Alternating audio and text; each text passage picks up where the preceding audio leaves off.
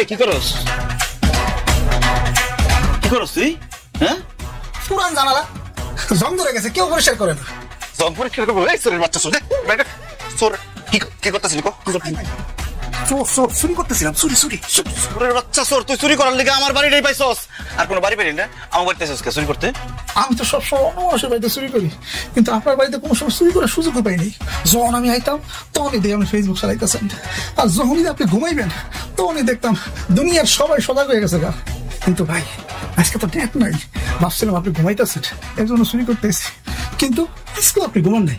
এই ভাই, আজকে আপনি ঘুমান নাই কে? আপনার মনে কি একটু দুঃখ? চোরের বাচ্চা চোর, আমি সজাগ আছি কোন দুঃখে তোর কৈফিয়ত দিতে হইব? হ্যাঁ, curious mind must to know.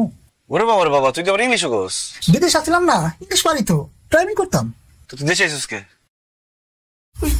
চুরি করে ধরা পড়ছি, ফেরত পাঠাই দিছি। বিদেশ গিয়ে তোর চুরি করতে হইব? এই তকমা তো চোরের লেগে বিদেশে বাংলাদেশের ভাবমূর্তি নষ্ট হয়। সব দূর ফেলে আমার মতো ছোট ছোট, আর দেশের বড় বড় মানুষরা হাজার হাজার কোটি টাকা চুরি করে বিদেশে নিয়ে বুক ফুলে চলতেছে, কত সম্মানিত হইতেছে।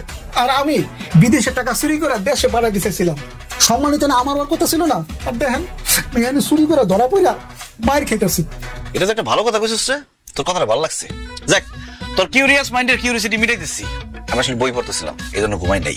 ইন্টারনেট নাই তো, মোবাইল ব্যবহার করতে পারতেছি না। কিন্তু বই যে মানুষের প্রকৃত বন্ধু সেটা আজকে আবার প্রমাণ হইলো।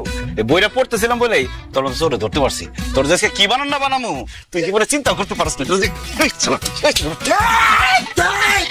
একদম গলা ফেলাই দিবো, একদম গলা কেটে।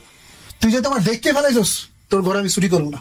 যা করতেছি তোর আমি দয়া করলাম, খালি শুধু পেলি মা রে।